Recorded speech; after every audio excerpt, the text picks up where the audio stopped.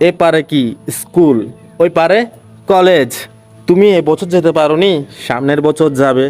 ঘাট পার হওয়াটাই আসল। যারা টানাটুনি করে পাশ করেছো, ঘাট পার তো হয়েছো।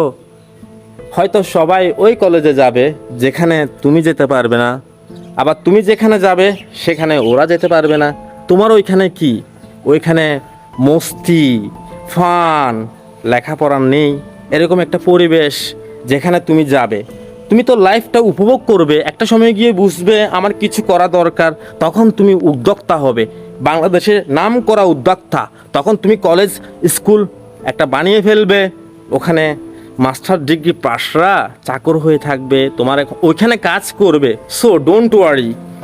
তোমার এবার মিস হয়ে গেল, সবাই মিষ্টি কিনতেছে, পাশের বাড়ি অলি গলি সবাই মিষ্টি কিনতেছে, কার লাভ হচ্ছে?